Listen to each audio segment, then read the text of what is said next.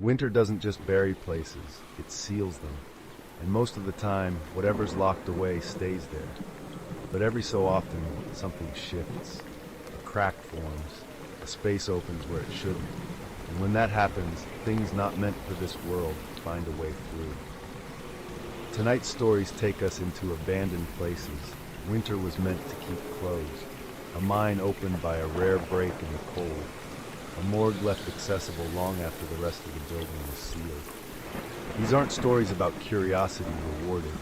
They're about what slips through when the barrier thins, and what happens when people step into places where something else has already crossed over.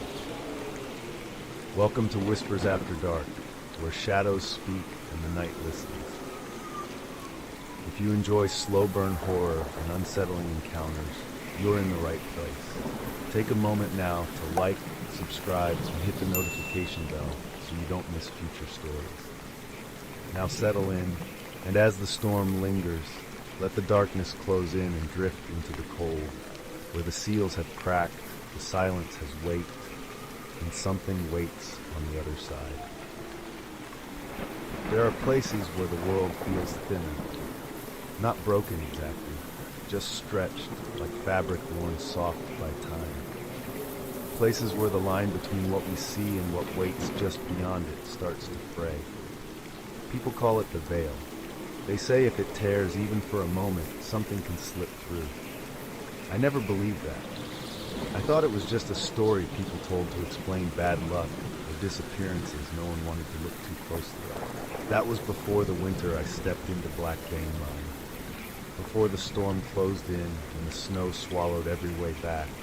Before the thunder began rolling through the mountain and echoing down the dark, frozen tunnels. I went in because it was my job, because someone had to look. What I found wasn't a story or a mystery, it was proof. Proof that some places are never truly empty. Proof that once you step inside, the question isn't whether you believe. It's whether you'll be allowed to leave.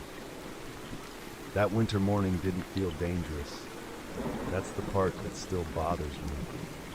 It felt ordinary, pleasant even. Warm enough that the frost had already burned off the grass by the time I parked the truck. Warm enough that I left my heavier coat in the truck cab and zipped up a lighter one instead. The sky was clear, pale blue, the kind of color you expect in early fall, not the middle of winter. I remember thinking the forecast had been wrong again.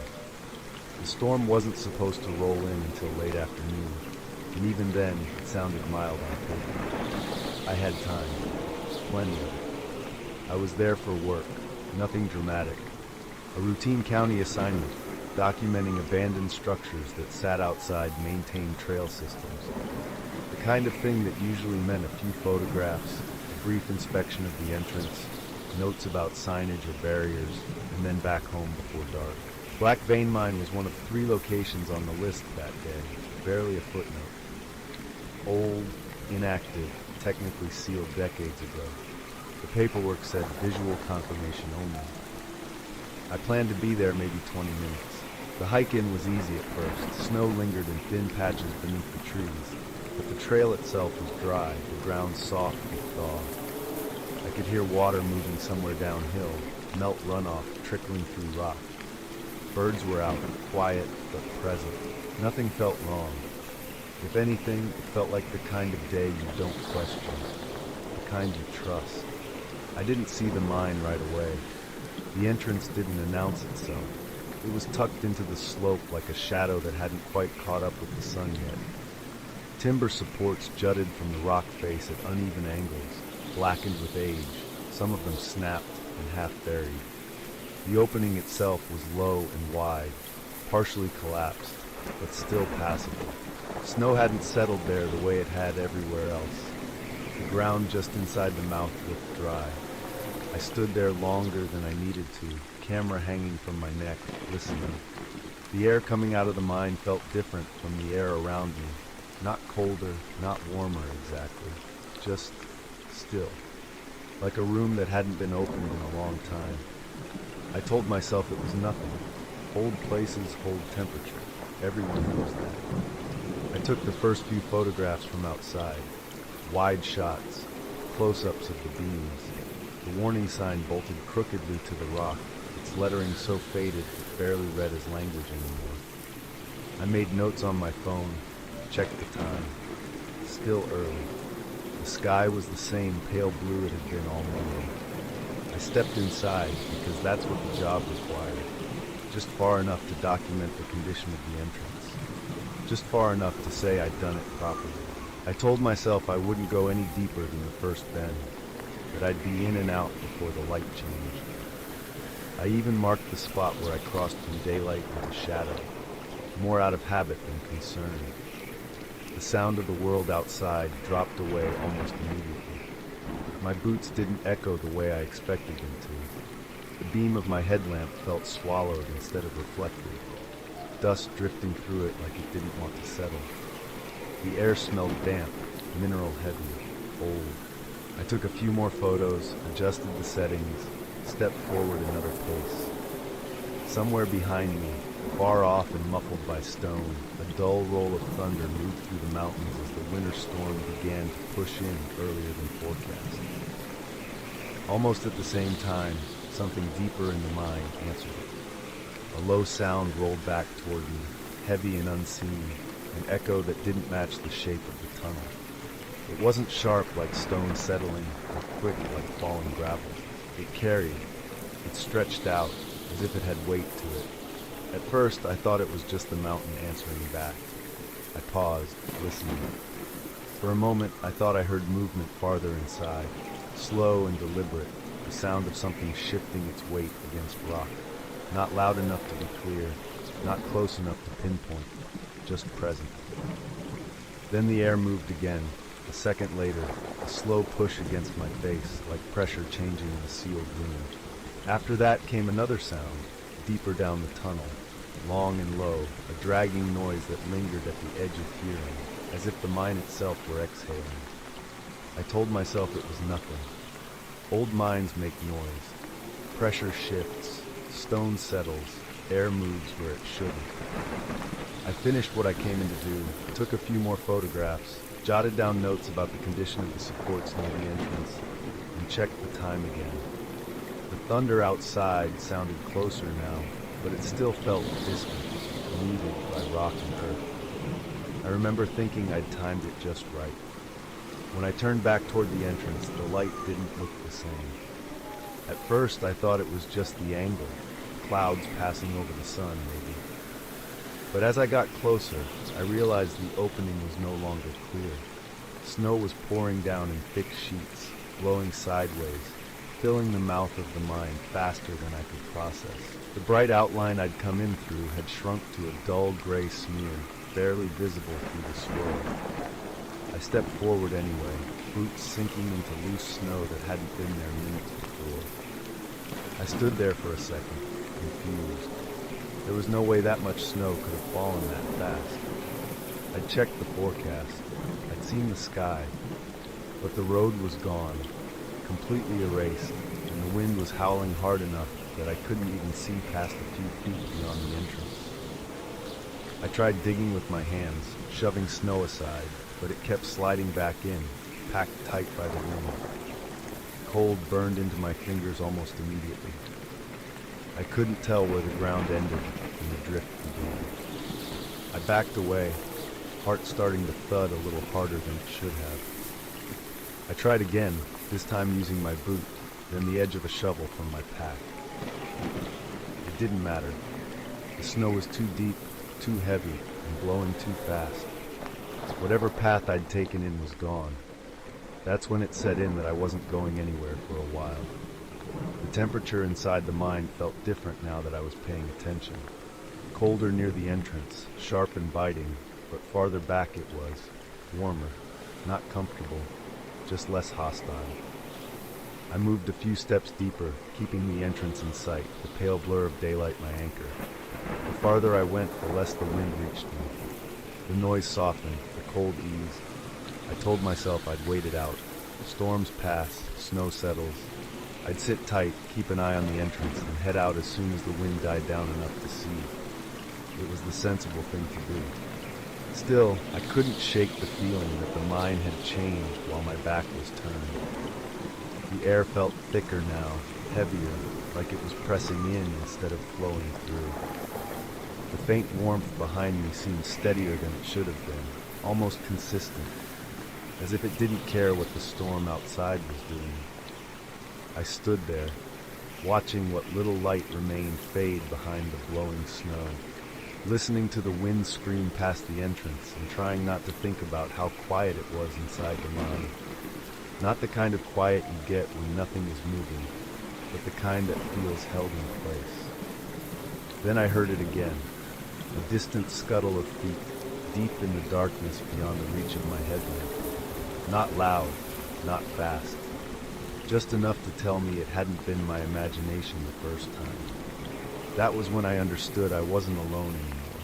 I edged backward, slow and careful, until my heel brushed something solid.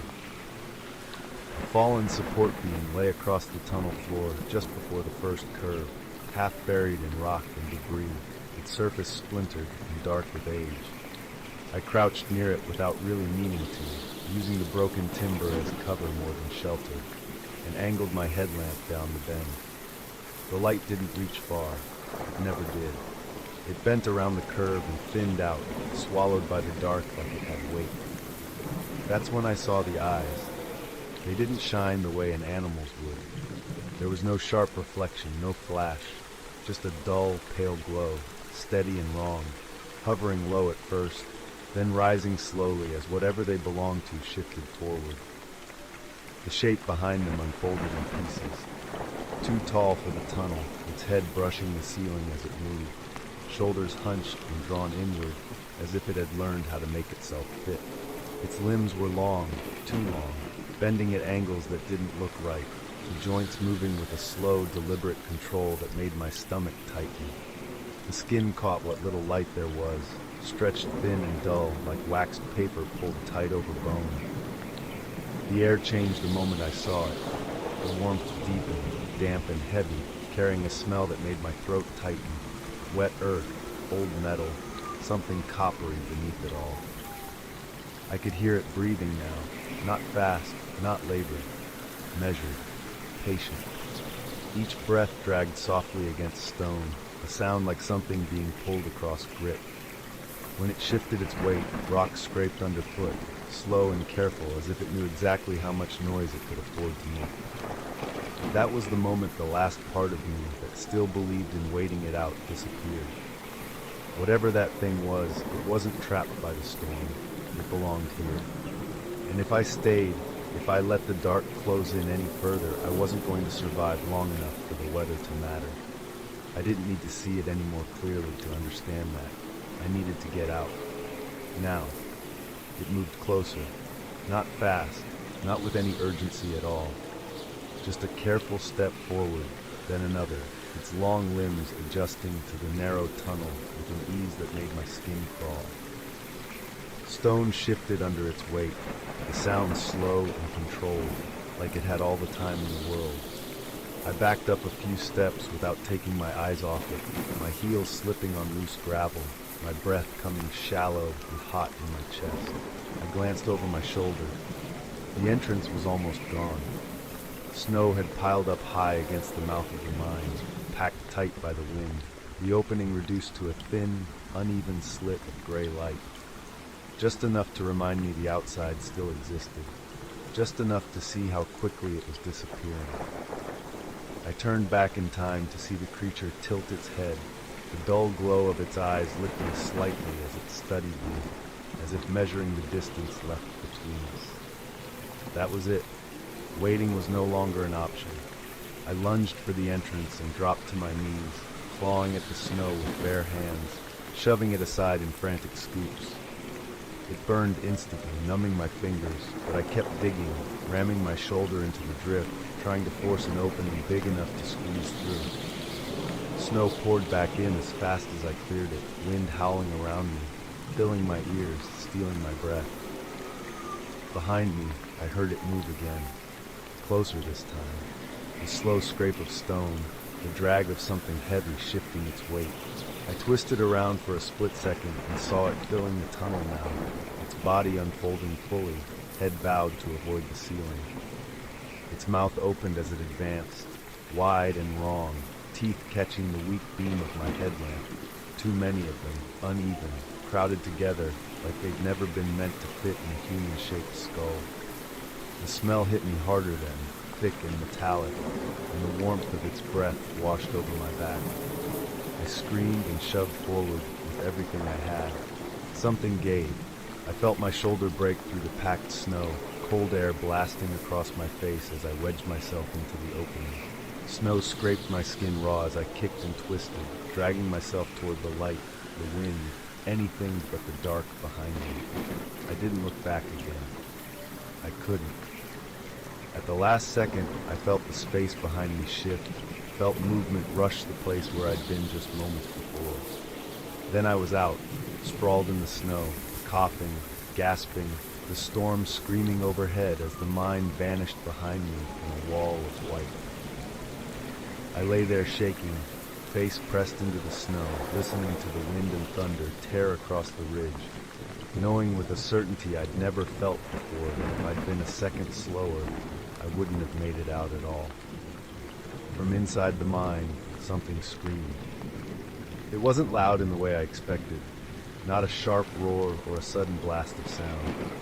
It came out long and low, warped by stone, a stretched, grinding noise that crawled up the tunnel and out into the storm. Frustration lived in it, rage, the sound of something denied what it believed was already its own. I didn't wait to hear it again. I forced myself upright and staggered through the snow, fighting the wind, boots slipping on drifts that came up to my knees. The storm erased everything beyond a few feet, the world reduced to white noise, but I knew the direction I needed to go. I followed the slope by feel, lungs burning, hands numb, until the dark shape of my truck finally emerged through the blowing snow like something imagined. I don't remember unlocking it. I don't remember climbing inside. I just remember the engine turning over on the first try and the heater blasting cold air before it warmed. I sat there shaking, forehead pressed to the steering wheel, listening to the wind batter the doors, half expecting that scream to come again from somewhere behind me. It didn't. I drove out as soon as I could see the road again, tires slipping, heart still racing, never looking back toward the ridge where the mine sat hidden beneath snow and stone. That night, I filed my report. I didn't mention what I saw.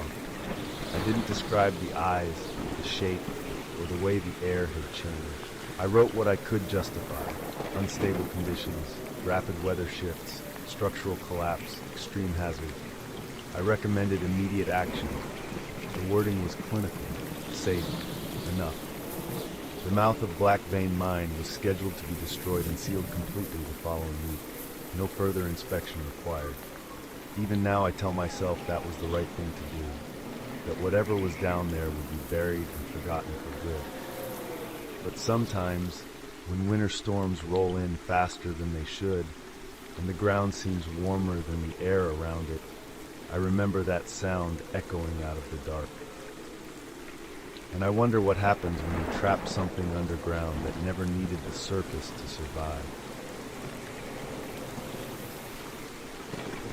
Our next story takes us from a buried mine to an abandoned asylum in Black Hollow, where dead water waits behind boarded windows and fog that doesn't move the way it should. There are places that get shut down because they're unsafe, and then there are places that get shut down because something went wrong there, and no one ever found a way to make it right again. Deadwater Asylum was the second time.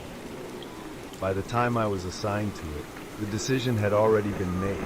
The buildings were coming down, the land was going to be scraped clean, and whatever history was left would be buried along with the foundations. I was told my job was simple. Before the demolition crews moved in, someone had to go through the old morgue and collect what remained of the records. Intake logs, death certificates, anything that hadn't already been boxed up or lost when the asylum was abandoned. It was framed as a formality, paperwork catching up to time. I was new then, freshly certified, eager to prove I could handle assignments no one else wanted. I told myself it was an opportunity.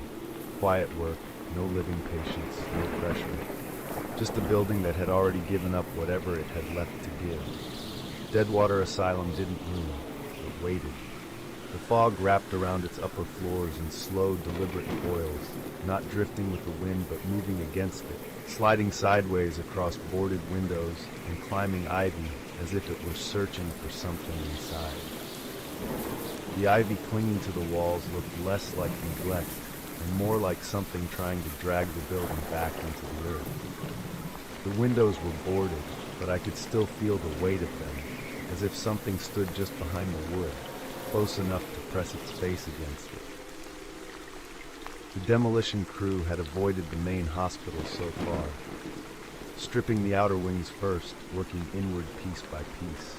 The morgue, they told me, would be my entry point. Separate, contained, less risk. I unlocked the morgue door and stepped inside anyway. The air shifted the moment the door closed behind me. Outside, the fog had moved with quiet intention. Inside, the air didn't move at all. It hung thick and stale, carrying the scent of old antiseptic buried beneath damp plaster and something metallic that lingered at the back of my throat. My footsteps didn't echo the way they should have in a space that size. The sound seemed to fall straight to the floor and stay there. The farther I moved from the entrance, the less the cold followed. It should have grown colder deeper inside a building left unheated for years. Instead, the temperature changed in the opposite direction. Not warm in any comforting sense. Not alive. Just subtly wrong, like standing too close to something that gives off heat without a source. I paused just inside the corridor, letting my eyes adjust, listening to the silence press in around me. I told myself I was reading too much into it. Old buildings settle, air pockets shift, sound behaves strangely in empty places. That was all this was. Deadwater had always carried stories, patients said to have vanished from locked rooms, unexplained deaths no one ever fully accounted for, paranormal investigators who entered after the closure and never came back out. But stories grow in places like this. They attach themselves to empty windows and long hallways until they feel bigger than whatever started them. Stories have a way of feeding on silence. That was all this was. I pulled my jacket closer against the damp air and followed the corridor toward the rear of the building, where the sign above a narrow doorway still read morgue in faded block letters. The entrance had been designed for discretion, direct access, separate from the wards. Easy in, easy out. At least that was the idea. I hesitated for just a moment, then pushed the door open.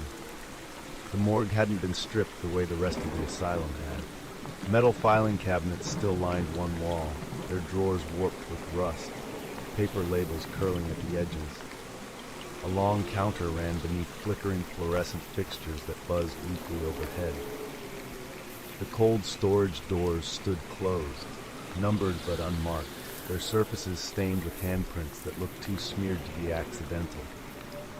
The air smelled faintly of disinfectant, buried under something older and sour, like damp concrete that had soaked up too much history. I started with the records. Most of them were what I expected: intake forms, handwritten notes, death certificates yellowed with age, names blurred together after a while, dates spanning decades, causes of death that followed patterns you see in institutions like that: pneumonia, malnutrition, infection, complications no one bothered to clarify. It was dull, methodical work, and I settled into it quickly, grateful for something familiar. Then I noticed the annotations. In the margins of several files, written in a different hand, was the same word. Sometimes it appeared under cause of death. Sometimes it was scribbled off to the side, like an afterthought someone hadn't meant to leave behind. Watcher. At first I assumed it was a staff name or a classification I wasn't familiar with, but the more files I opened, the more often it appeared. Different years, different wards, different patients. No explanation, no accompanying diagnosis. Just that single word, repeated with unsettling consistency. I felt a flicker of recognition then, a memory I hadn't thought about in years. Stories I'd heard in passing, whispers shared between older staff during late shifts, rumors about Deadwater back when it was still operational. They talked about something tall that moved through the halls at night, something that watched from corners and doorways, patients who screamed about being followed, patients who vanished from locked rooms. They called it a watcher, singular, like there had only ever been one. I told myself that was all it was, folklore, a shorthand staff used to explain deaths they couldn't or wouldn't account for. Somewhere deeper in the building, the door slammed. The sound echoed down the corridor outside the morgue, sharp and sudden, making me flinch. I stood still, listening, waiting for footsteps or voices to follow. Nothing came. The silence stretched out again, thicker than before. I glanced toward the hallway, half expecting to see someone there. The light beyond the doorway looked dimmer than it had a moment earlier. I went back to the files. More watchers, more names, more dates that didn't line up with known outbreaks or incidents. In one record, the patient's age had been crossed out and rewritten 3 times, each number older than the last. In another, the time of death was listed hours after the body had supposedly been discovered. The deeper I went, the less sense it made. That was when I heard movement, slow footsteps, deliberate, somewhere down the hall, not rushed, not dragging, just the sound of weight shifting against tile, one step at a time. I froze, pen hovering above the page. The steps stopped. A shadow slid across the frosted glass window set into the morgue door, tall and narrow, its shape distorted but unmistakably upright. The fluorescent lights flickered. For a moment, the shadow was gone. Then it moved again, stretching farther than it should have, as if whoever, or whatever, cast it was standing too close to the glass.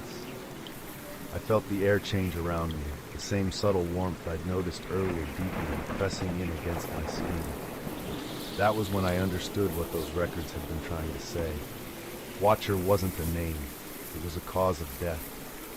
And death was walking the halls of Deadwater again. I stood there for a moment, listening. Nothing moved. No footsteps, no doors. Just the low hum of the lights and the soft tick of cooling metal. Whatever had been in the hall was gone, or at least pretending to be. I didn't wait to find out which. I gathered my things quickly, hands shaking just enough to slow me down, and finished packing the last of the files into the boxes. Most of the records were already secured. I told myself that was good enough. More than enough. I bent to tape one of the boxes shut when I heard the cold storage door behind me unlatch. It was a quiet sound. A soft click, followed by the slow pull of metal on metal. I turned just in time to see one of the doors swing open a few inches on its own. Cold air spilled out, sharp and clean, carrying the smell of disinfectant and something underneath it that made my stomach turn. A single file slid free from the shelf inside and fluttered to the floor at my feet. I stared at it longer than I should have. When I finally picked it up, my name was typed neatly across the top. Full name, correct spelling. Beneath it, where cause of death should have been listed, there was only one word: Watcher. The footsteps came back immediately, closer this time, faster. The lights overhead flickered hard enough to buzz, then went out completely, plunging the room into darkness. I didn't breathe. I didn't move. Somewhere nearby, I could hear something shifting its weight, the soft scrape of sound against tile. The light snapped back on. It was standing in the corner of the room, tall enough that its head nearly brushed the ceiling. Its body stretched thin and wrong, like it had been pulled upward too far and never settled back into shape. Its limbs were too long, joints bending at angles that made my eyes slide away. It didn't rush me. It didn't need to. It just watched, its presence filling the room, the air around it warmer than it should have been. I ran. I bolted through the morgue door and into the corridor, boxes abandoned, shoes slapping against tile as alarms somewhere deep in the building began to wail. The hallway felt longer than it had before. The exits farther apart, shadows pooling in corners that hadn't existed minutes earlier. I didn't look back. I didn't slow down. I followed the emergency lighting until I burst through the exterior door and into daylight, lungs burning, heart pounding so hard it hurt. I didn't stop running until I reached my car. I left Deadwater behind that day, but the records didn't. The boxes I packed were delivered. The demolition went forward as planned. The morgue was sealed, then buried. Officially, nothing out of the ordinary was found. Or if someone did, they never talked about it. I still remember my name on that file, printed clean and final, like it had always belonged there. I know now what happened to the people of Deadwater Asylum. They didn't vanish. They weren't buried. They're still there, pressed into the walls, the halls, the rooms where the lights don't reach anymore. Still watching, still with me. The thing they called the Watcher. Some places are written off as unstable, unsafe, condemned. People say the cold, the dark, and a stressed mind can twist ordinary sounds into something else entirely. They say empty buildings echo, that minds breathe, that old walls settle inside. But there are places where the air feels thinner than it should, where warmth gathers without a source, and where footsteps stop the moment we hear. And if we weren't there, if we didn't hear the footsteps ourselves, who are we to decide what was real? Thank you for joining us tonight on Whispers After Dark. If stories like this keep you listening, if you're drawn to abandoned places, unsettling encounters, and slow-burning horror meant for late nights, make sure to subscribe so you don't miss what waits in the next tale. You'll find many more stories in our playlists, each one ready for quiet hours and storm-lit evenings. For now, let the darkness settle back where it belongs. Let the fog roll in. Let the tunnels fall quiet. And if you ever find yourself somewhere that feels warmer than it should, listening to something that knows when you move, remember that some watchers don't need light to see. Stay curious, stay cautious, and beware of the whispers after dark.